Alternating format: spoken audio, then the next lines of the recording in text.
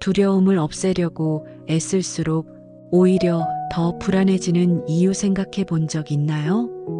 괜찮아지려고 애쓸수록 마음은 더 조여오고 안정되려고 할수록 불안은 더 또렷해집니다. 성격이 예민해서도 의지가 약해서도 아닙니다. 우리는 두려움과 사랑을 완전히 잘못 이해해 왔습니다.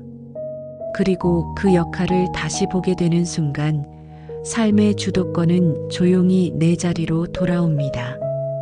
우리는 보통 두려움과 사랑을 감정의 성격으로 나눕니다.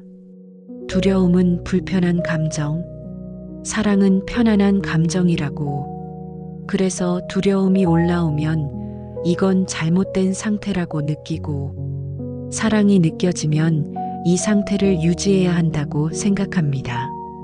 이렇게 생각하는 순간 우리는 이미 하나의 전제 위에 서 있습니다. 감정에는 좋고 나쁨이 있고, 좋은 감정은 늘려야 하고 나쁜 감정은 줄여야 한다는 전제. 그래서 불안해지면 왜 이런 감정이 생겼는지보다 어떻게 없앨지를 먼저 고민합니다.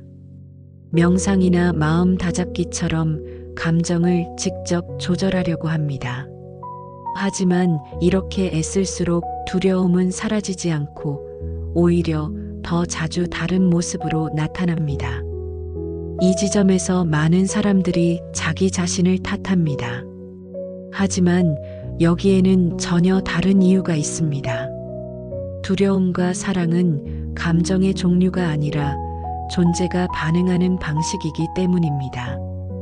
두려움은 문제가 생겨서 나중에 따라오는 감정이 아닙니다. 위험하다고 느끼는 순간 존재가 먼저 수축하고 그 수축이 두려움이라는 느낌으로 인식될 뿐입니다. 그래서 생각보다 몸과 반응이 먼저 움직입니다. 이건 잘못된 감정이 아니라 존재가 자신을 보호하려는 자동 반응입니다. 반대로 사랑도 마찬가지입니다. 사랑은 노력해서 유지하는 감정이 아니라 안전하다고 느껴질 때 존재가 자연스럽게 열리는 상태입니다. 그런데 우리는 사랑을 느끼는 순간 이 상태를 붙잡으려고 합니다. 다시 불안해질까봐, 이 평온이 깨질까봐. 그 순간 존재는 다시 조심하기 시작하고 확장은 멈추고 수축이 시작됩니다. 그래서 사랑은 오래 유지되지 않습니다.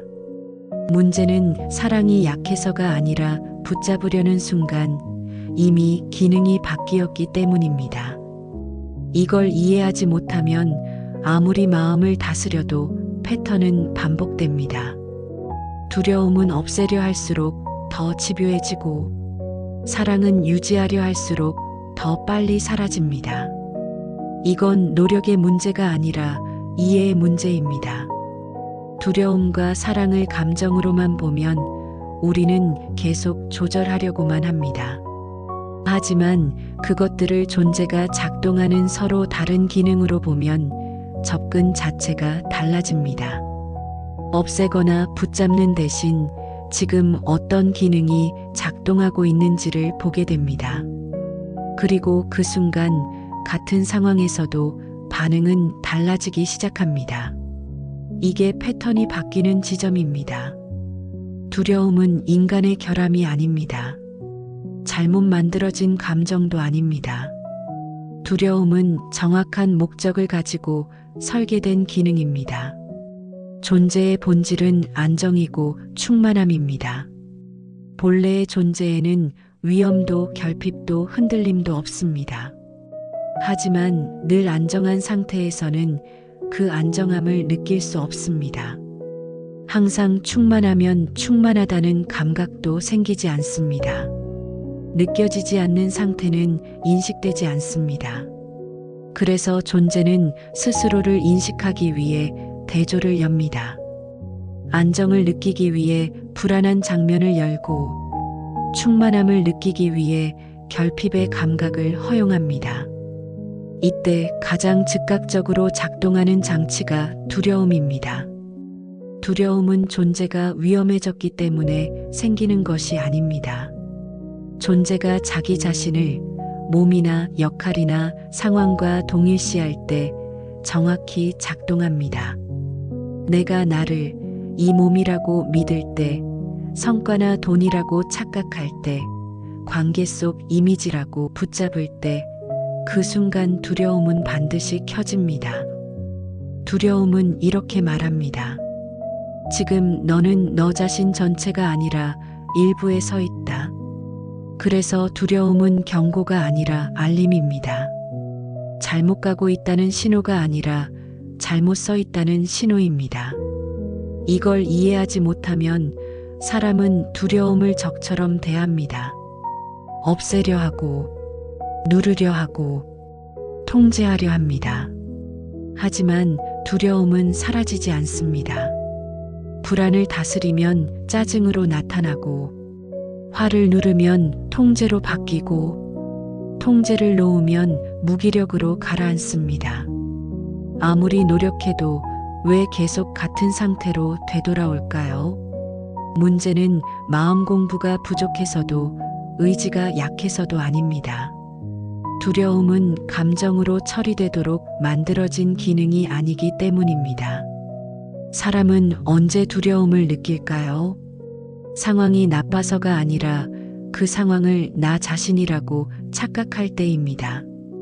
돈이 줄어든 일을 내 존재가 흔들린 것처럼 해석할 때, 관계의 갈등을 내가 부정당한 증거로 받아들일 때, 실패라는 경험을 내 가치의 증거로 해석할 때, 그 순간 두려움은 정확히 작동합니다.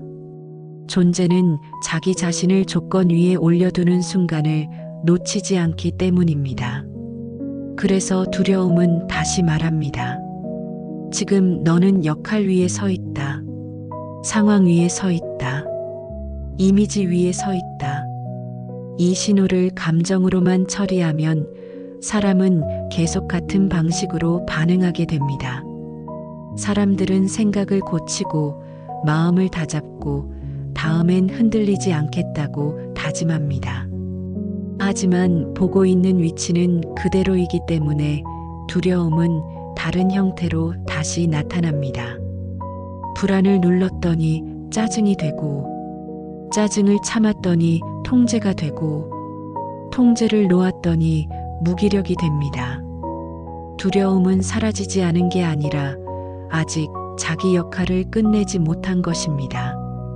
두려움이 멈추는 순간은 감정을 없앴을 때가 아닙니다. 내가 다시 보고 있는 자리로 돌아왔을 때입니다. 상황을 겪고 있지만 그 상황이 내가 아니라는 감각, 감정을 느끼고 있지만 그 감정이 나의 정체성이 아니라는 인식, 이 위치로 돌아오는 순간 두려움은 더 이상 작동할 이유가 없어집니다.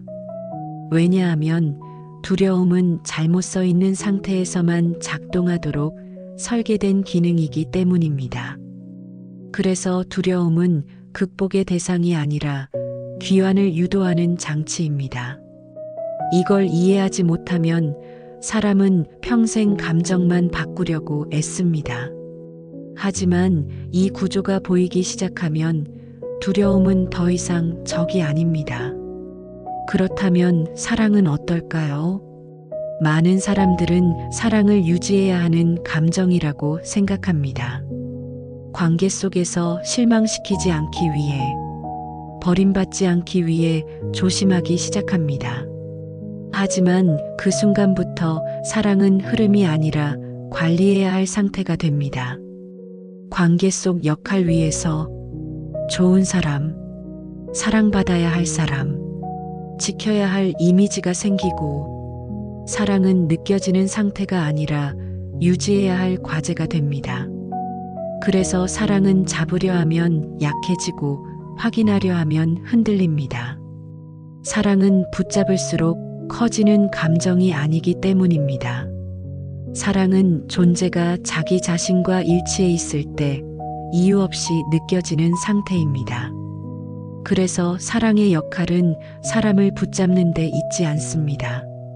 사랑은 내가 지금 어디에 서 있는지를 느끼게 하는 신호입니다.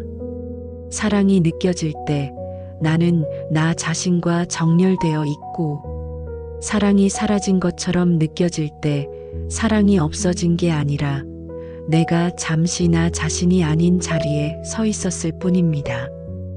이걸 이해하면 사랑을 붙잡을 필요가 없어집니다. 사랑은 만들어야 할 감정이 아니라 되돌아오면 이미 와 있는 상태이기 때문입니다. 두려움과 사랑은 서로 반대되는 감정이 아닙니다. 이 둘은 같은 구조 안에서 서로 다른 위치를 알려주는 신호입니다. 두려움은 삶이 잘못 흘러가고 있다는 증거가 아니라 내가 나 자신을 생각이나 역할이나 상황 쪽으로 옮겨놓고 바라보기 시작했다는 알림입니다. 반대로 사랑이 느껴질 때를 떠올려 보면 특별한 이유가 있었던 건 아닙니다. 무언가를 증명하지 않아도 되었고, 나 자신과 따로 떨어져 있다는 감각이 없었을 때 사랑은 설명 없이 느껴집니다.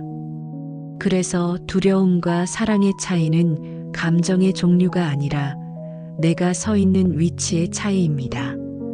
두려움은 본래의 자리에서 잠시 벗어났다는 신호이고, 사랑은 그 자리로 되돌아와 있다는 감각입니다. 여기에는 도덕도 의지도 노력도 없습니다. 오직 지금 이 순간 내가 어디에 서서 삶을 보고 있는가만 있습니다.